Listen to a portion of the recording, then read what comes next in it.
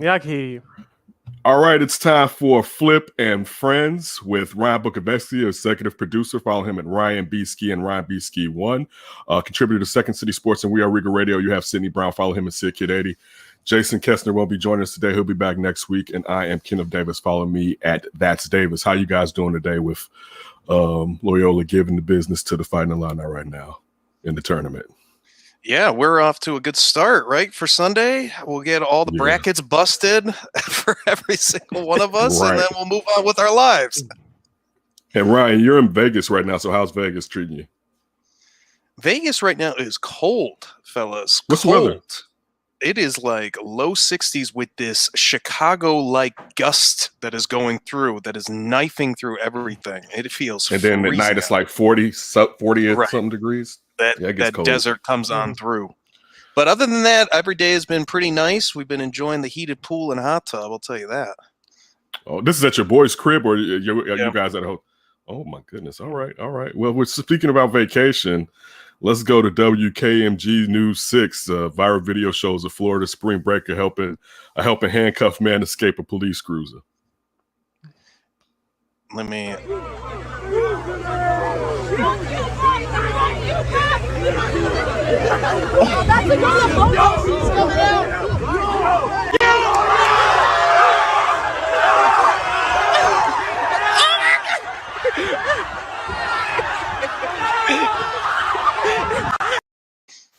It looks like a thunder. Bless those kids. You know, of course, if it was a black kid, you would think maybe he could get popped, but it was too many kids for anybody to get popped. Yeah. Listen, they kids having fun, man. I have no problem with that video. I've done plenty of stupid things in my life, and I'm happy that police officers didn't plug me for doing them. So that would look like good times. You saw a whole multitude of colors chasing after that kid so they can get viral footage. It looked like fun times to me. What do you guys think? They did it for the gram, as the kids would say, right? Right, Sidney. Exactly. See. Oh, drop. But what's happening down there in Miami? We got state of emergencies going down there over there. This seems like the tip of the iceberg. But this guy, he did seem like a dirtbag, though, because I think he was a wanted man before the handcuff incident. They've been looking for him. Wanted? This wasn't he wasn't just disorderly like he was too drunk. He was disorderly fighting, assaulting people the night before, and they were trying to find him, and then they found his ass. Nah, I don't have no love. I take all that back. I have no love for that gentleman right now. You got to look at the mugshot. You got to see his mugshot right there. I only saw when they caught him. I actually saw the video of them catching him before I saw the video of him running away. I saw that afterwards when I saw the fleeing video. They got him in the orange jumper right away. Like I know he was processed. I know we can't be talking, and you're out there in Vegas and talking about what Florida's doing. And you're talking about the pool and the hot tub and the different types of food that y'all are into. You're allowed to be with groups of 5 or less, right? If y'all live in the same house, I believe. We're staying in the same house? Doesn't count. I'm the same as these spring breakers that are 50 feet on one beach towel. Oh yeah, we got room here. Take that corner over there. They look like walruses. Like, have you seen those walruses? On, when they're all on the rock, but the ice is like melting and they're all stuck in there, and the polar bears are trying to like clean off whatever lingering ones they can get off the side. That's what Miami looks like right now. If you were of spring break, college age, do you think you would have went to spring break any place this year? I only went once for spring break in college. I went to Florida, New Smyrna, I believe. So I don't know. It would kind of depend. I don't know. I wasn't a huge spring breaker because usually I didn't have money for spring break. Okay. So same here. Like, I'm not gonna do it. All right. Age me. My oil plug broke on my truck, on my Jeep. I was supposed to go to Freaknik and didn't end up going. I was like one of the last Freakniks ever. Oh. That must have hurt a little bit, huh? It definitely hurt a little bit. Especially when to come out, like my boy who was a mechanic at the time, it cost me like $10 for him to get the oil switch and to put it in there, and my truck was fine. So it was like with the risk was make my truck a huge paperweight because I was going to run out of oil on the road to Atlanta, or sit my ass in Carbondale and don't go. So I decided to sit my ass in Carbondale, and I had to wait for him to come back from Atlanta to fix my ride. All right, boy.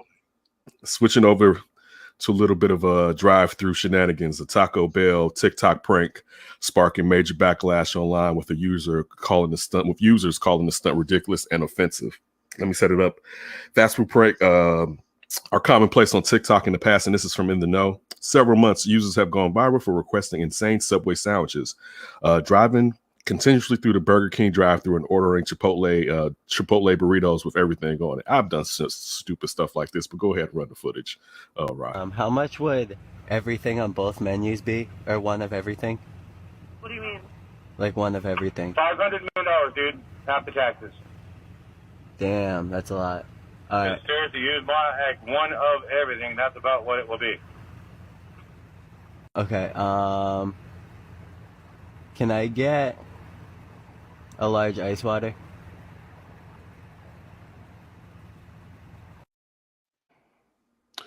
And then he proceeds to drop the ice water when they hand it to him. And you know you don't have to pay for the ice water. First of all, thank you. Have a good one. I got it. Oh my God. Yo, I'm sorry about that. Can I get another one? It was his fault though.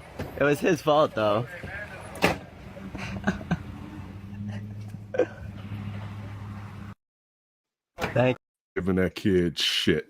I've never been that cruel. I've definitely, or first of all, I want to call bullshit on the dude saying that it costs $500 million if he ordered one thing. No, it may have cost him like $1,000, but it definitely is not going to cost you for all those dollar menu items on there of $500 million. Talking about throwing taxes in there. Oh, after taxes. Right. I think that was, hey, fucker, you don't want to buy everything. Oh, so let's move on. I know. Yeah, just trying to get rid of them. Definitely. I've ordered. It's funny. I was talking about last week the Popeyes on 74th and Stony. I've ordered at least, and this is in the 90s, $90 worth of chicken and drove through. Just drove past the drive-through when it was my turn to pick the chicken up. I've done stuff like that a couple of times, but usually. When we grew up, you knew not to play with the people in the fast food line because you didn't want to get the mystery sauce on your burger, right? Or on your drink. That's what I mean, somebody spitting or doing something nasty. But listen, this kid wasn't ordering anything. I mean, clearly he wasn't going to drink the water. He knew not to drink the water. He dropped it. He's like, go spit in my water. You think you gonna get those spit in the water trick? I remember spitting it again so I can throw it at you again. Exactly. I remember being in Carbondale and getting a haircut, and this guy, I don't even know if it was a barber boy or his friend. And they was like, man, I think this person spit in my drink. And when they opened up the drink, it was spit in the drink. It was disgusting to say the least. Yeah. So for me, I don't play like that in the drive-thru. And I've told people, like, hey, stop playing when it comes to the drive-thru. If we're really ordering something, now if we're not gonna get it and we're just gonna drive past them, play and do all the shenanigans your ass want. But if my food is in there, don't play games. Don't yell at them. Don't do any of that until I get my food, because I don't want anybody spitting in my shit. I'm with you. I hated when people would do that, like messing with bro, it's my food in there. If you want to mess when it's just your food, go for it. But you don't want to play. And we know these poor fast food workers not working in the best conditions. A lot of these places can be really crappy. I've not been to many nice Taco Bells. Let's just put it that way. Been to a lot of You're crappy the Taco ones. Bell king. Right, exactly. You still eat Taco Bell openly. Right, exactly. So don't make matters worse. Maybe that's telling you something, right? Maybe that if you've never been to a clean Taco Bell, maybe you shouldn't be eating Taco Bell. No, see, I'm like Dan Bernstein on 670 The Score. I was obsessed with McDonald's. Like, I've got a thing for crappy fast food. I don't know what it is. Okay, do you, buddy? I like authentic Mexican. I don't like the I'm going to. Well, I do and too. This may get you. Oh, I'm sure you can't get authentic Mexican at 2 a.m. though. Yeah, for the most part you can't. I'll go with that. For the most part you can't. All right. Frank Attilis walked out of a Miami-Dade County jail late Thursday night after posting a $5,000 bond. The former Florida state senator is accused of masterminding and funding a sham candidate to manipulate voters last November.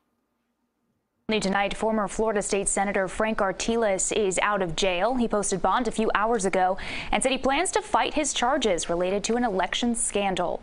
CBS 4's Bobeth Yates has an update. Well, it took several hours, but former Senator Frank Attilis and straw candidate Alex Rodriguez have both bonded out of jail. Impoundment is an open case. The courts, it will be decided in the courts. Those were the brief words of former state Senator Frank Attilis as he walked out of jail. His arrest comes just one day after state attorney investigators raided his Palmetto Bay house, bringing out boxes and computers. We are alleging that Frank Attilis paid Alex Pedro Rodriguez almost $45,000 to run as a candidate in this race, merely to use his name to confuse who? The electors. The search warrant breaks down the alleged plot where the former senator met with Alex Rodriguez several times, convincing and paying him to be a straw candidate in the November 2020 District 37 Senate race. Prosecutors argue with the same last name as the incumbent Jose Javier Rodriguez, Alex Rodriguez would split the votes, which resulted in Senator Elena Garcia winning the race by just about 30 votes. Frank Attilis and Alex Pedro Rodriguez are being charged with allegedly and knowingly violating Florida's campaign election laws.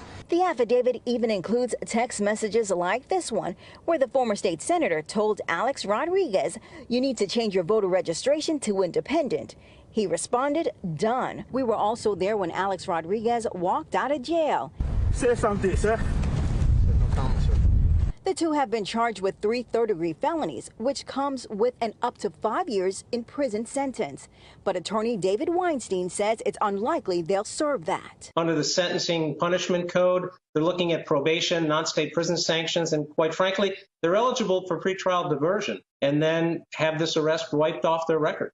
Now, despite their arrest, the state attorney's office says they're not done and they're continuing to investigate.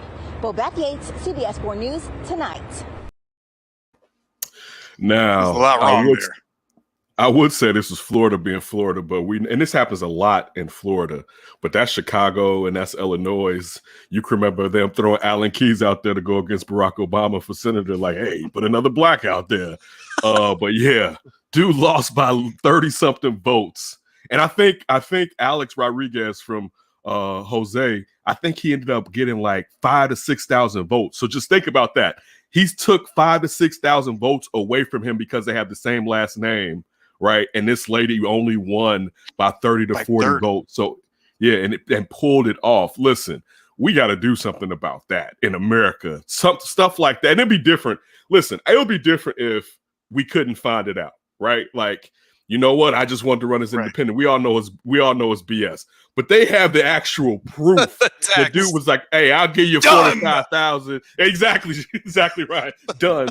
Like, it has to be some reform that people have to serve some prison time, some real prison time for something like that here, and especially when people want to go off of myths and dreams and try to sit there and redo elections in the past. So yeah, dude, that's some shiesty shit. Listen. That's top-notch shice right there, Tillis. Yeah, that's old school Richard J. Daley playbook stuff. Right. I mean, when you hear the pre-trial thing, that it's just going to be scrubbed off the record. Oh, no. It's like, no this biggie. politician didn't do anything. They just lost. That's what they're going to get. I'll be surprised if they don't get that kind of treatment. Like you said, they know the law. I didn't understand why Rodriguez was just running across traffic either.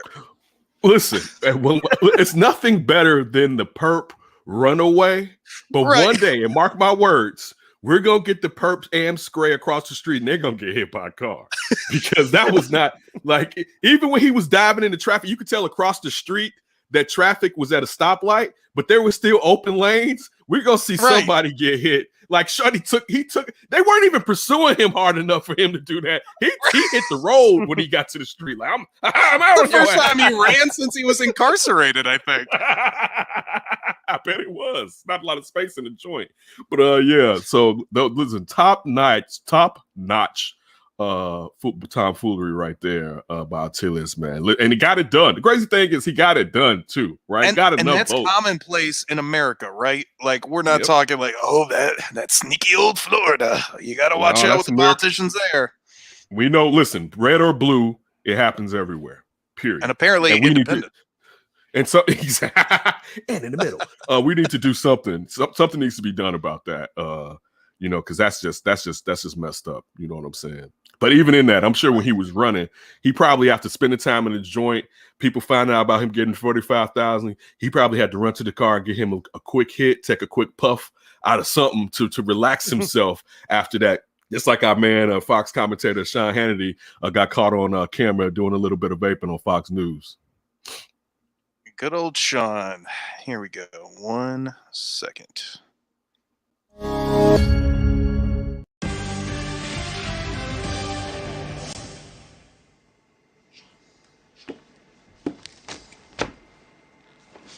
Uh-oh. Now our villain of the day, Adam Schiff, Eric Swalwell, because despite Swalwell's ties to a suspected Chinese intelligence asset named Fang Fang, the congenital liar Schiff is a... Poor Sean. You got to get that story to come back with. I hope, exactly, villain of the day.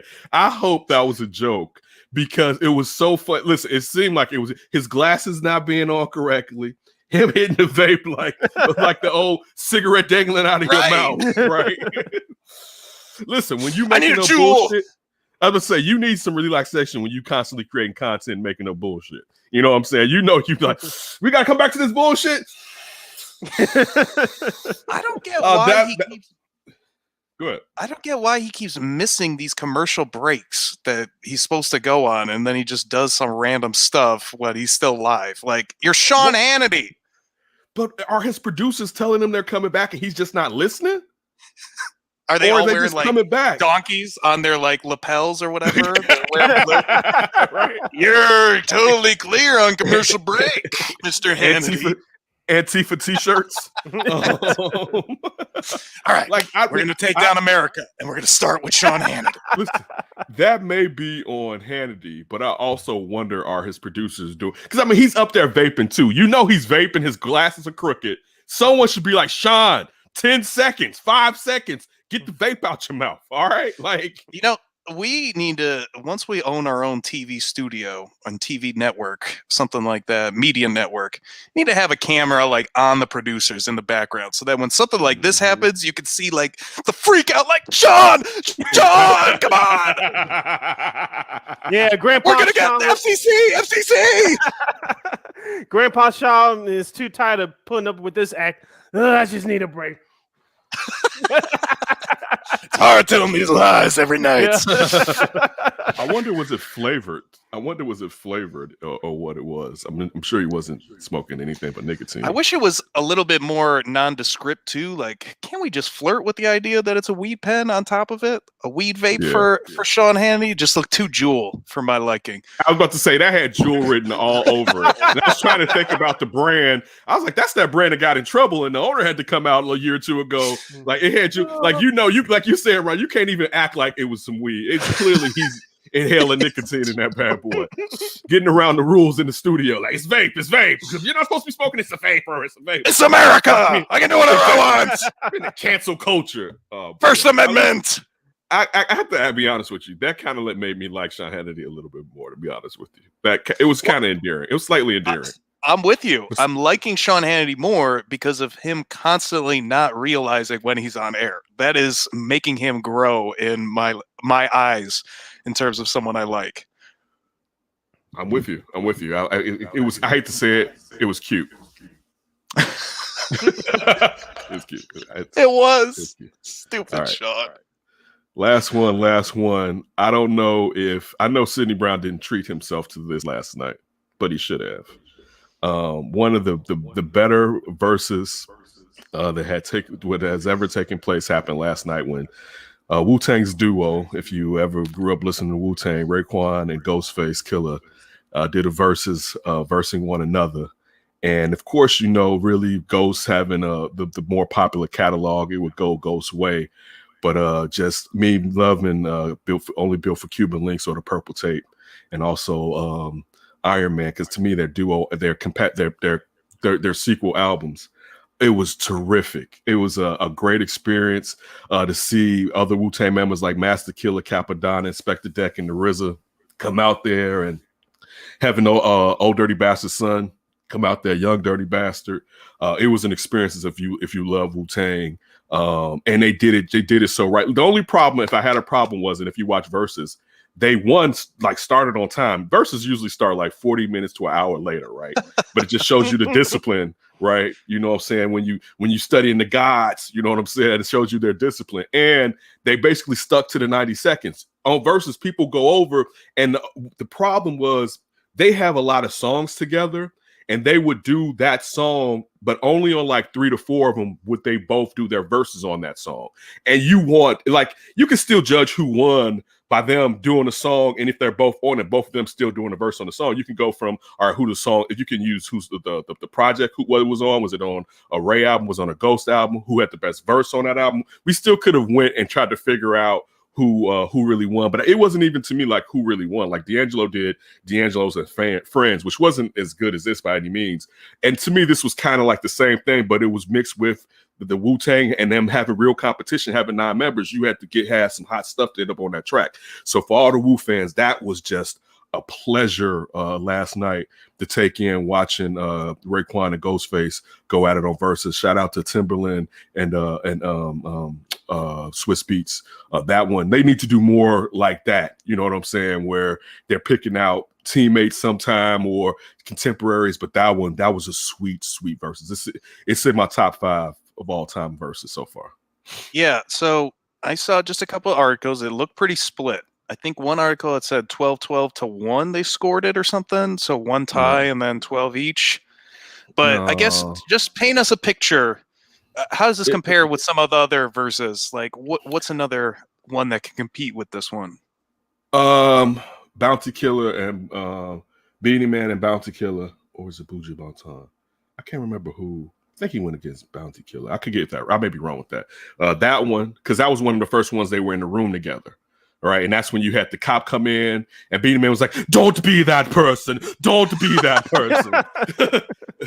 Telling the cop who was trying to break it up. That was one of the top ones. Definitely Gladys Knight and Patti LaBelle was one of the top ones. Brandy and Monica was one of the top ones. I know I'm forgetting 2 really good ones. And because I want to get into like the funny, some of them are funny, like Nelly and Luda is funny because Nelly was like playing stuff that he wanted y'all to go buy now, and you can tell Luda's reaction was kind of like, but I'm trying to think which one was really, really good. Listen, Babyface and Teddy Riley, which again is one of those funny ones, but that one was a really good one. Babyface really did well with that. Even Teddy after Riley the really mess up. Yeah, Teddy Riley real, but see, Teddy Riley was trying to do what ended up happening in a way, but he was doing it in another room. I mean, at a different location. If they could do that at the same place, Gucci Man and Jeezy, which they got murder involved in that. Yeah. So that one was wild, right? Like that one was wild to say the least. And you got Gucci, who almost lost his life, saying on the person that through self-defense he ended up murdering. I'm smoking on, I forget if it's whatever the young man's name, because I don't want to confuse it with somebody up here in the city. Yeah, man, that one was woof.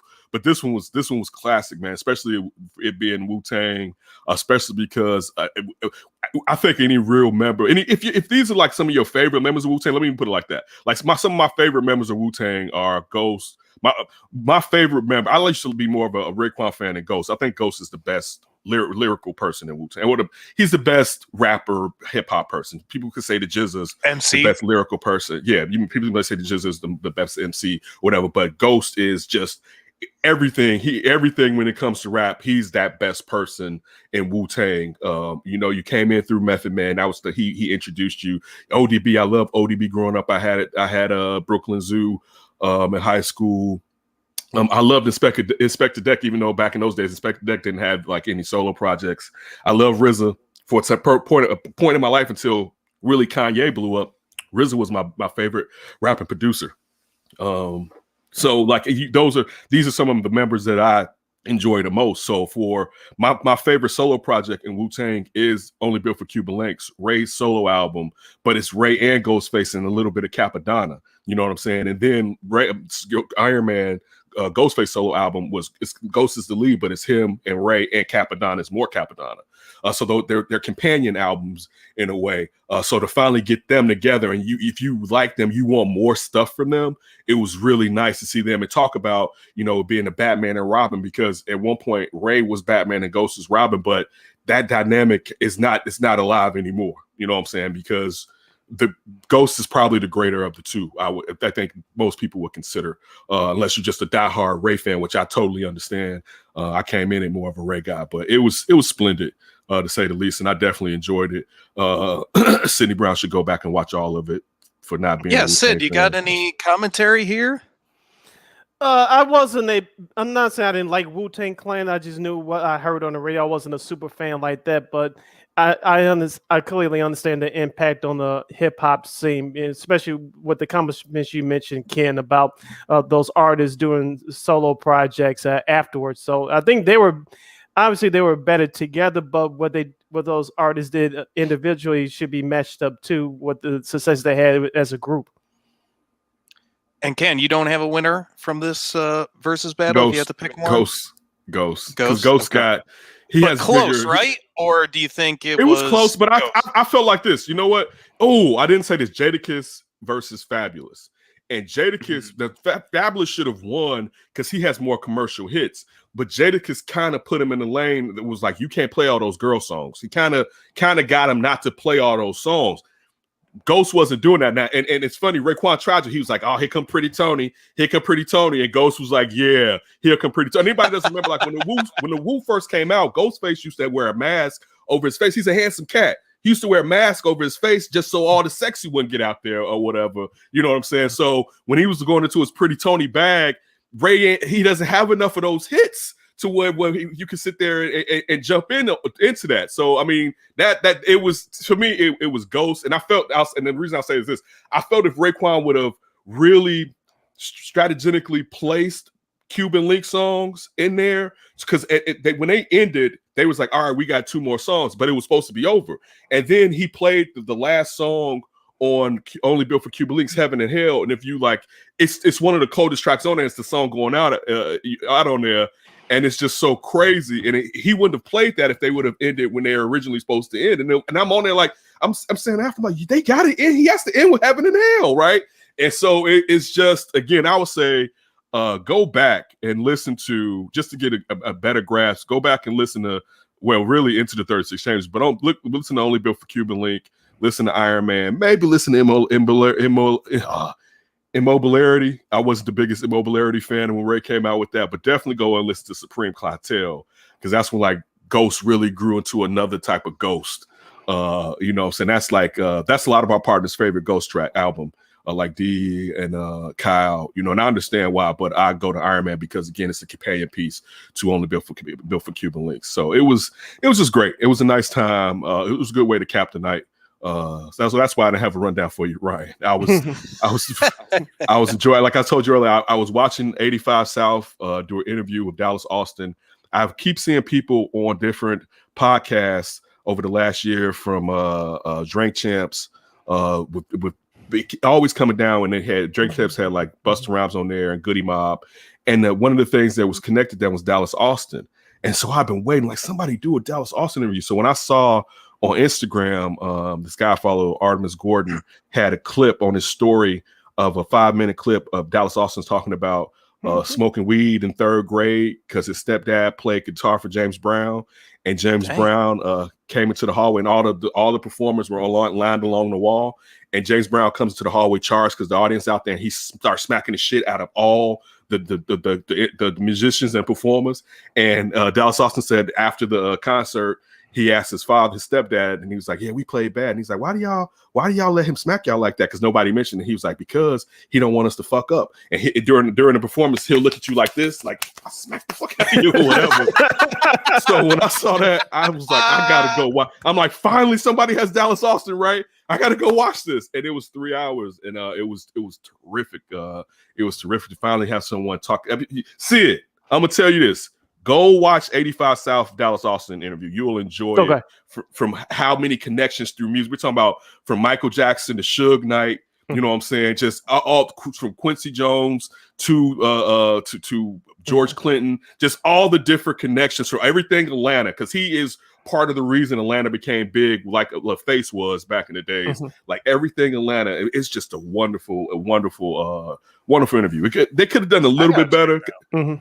They could do. Sometimes I feel like people getting high during interviews, especially if the person you're interviewing is really getting high. You got to put that out at a certain point. You can't keep getting higher and higher, because you got to have your mind. And also a little bit, if they had better producers, someone to remind them if they forgot about a subject to move on to. That was my only concern watching that interview. And that's because we do this. So it's like one of those things where you pay attention to those things, and it's kind of like a pet peeve. But all together, because the two cats, Carlos Miller, I forgot the other brother's name, was so funny, and just riffing off of stuff that Dallas Austin was saying. Michael Jackson, he's talking about Michael Jackson moves like a blur. It was just great. It was a great one. So everybody go, make sure you check out the Versus, Raekwon versus Ghostface. Also, 85 South interview of Dallas Austin. That's your reading for this week, everyone out there. Go ahead, Sid. Here's your homework. Quick question for you real quick. I will check it out this week, by the way. Going back to Wu-Tang, Ken, I know people want to talk about Method Man. Probably had the most of the best success as a solo artist. Well, could you make a serious argument about the late Old Dirty Bastard having maybe not on the same realm, maybe on the same realm, but not bigger than Method Man in terms of solo success? No, I think as a iconoclast, I could say that ODB hits more. But I think if we're talking about musically, now we're talking about movies and stuff like that, the biggest member is Method Man. You know what I'm saying? If you're talking about, you know, him and Redman, but also just how high Power Book, the part 2 that's out right now of Power, you know, like acting and stuff. Yeah, you got to go. You go with, you know, who's the biggest, most well-known member? It's Meth.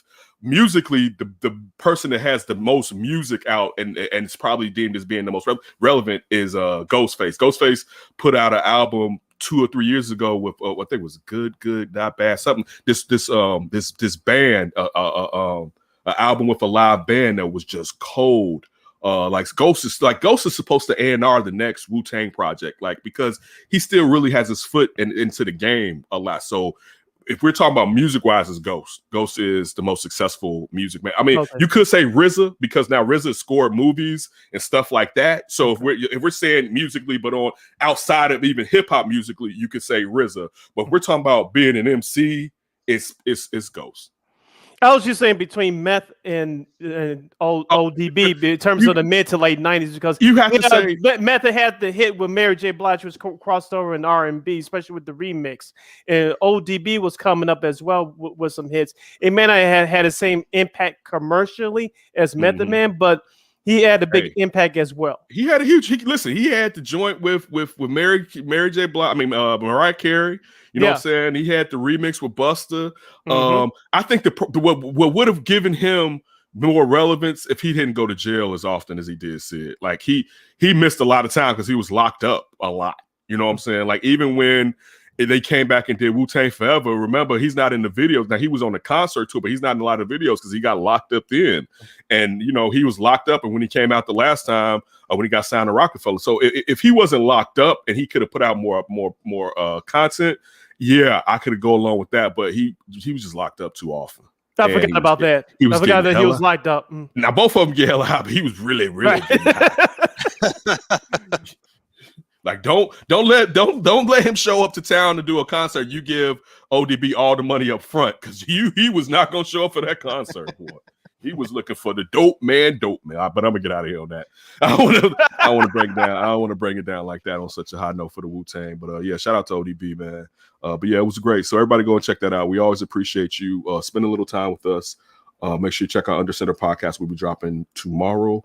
Or actually, today we'll be dropping, and also we'll be here. Big time Andy Dalton conversation coming. We'll be here with That David Show. Also, make sure you check out Second City Sports on War. We Are Rigor Radio. You can find Sidney there, and he also writes there. We always appreciate it, and don't do anything stupid before you hear from us again. Sid, we gone.